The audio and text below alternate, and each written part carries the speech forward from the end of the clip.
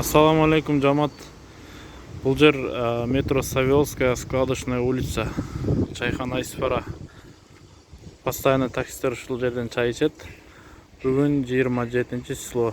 25 күнү кечинде саат 10-дордо 313 деген Шкоданын күлүчү жоголгон. Жандыра эмнеде бир сарык Toyota Camry машинасында отурганбыз. Camry кетип калган, ошо бойдон Camry'ни күтөбүз, жок келбей жатат. Кимдердин тааныштары Toyota Camry айдаса, чалып бир сураштырып көрсөңүздөр, машинанын ичинде күлүч түшкөнбү? Ролго эле отуруп көргөнбүз.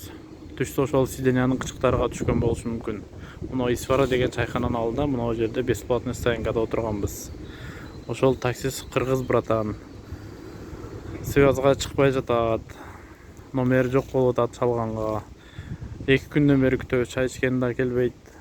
Кимдин тааныштары болсо, Camry айдаган, чалып сураштырсаңыздар, арендага айдайм деген.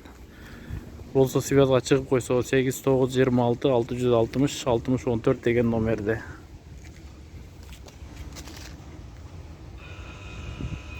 Болот а? Болот а?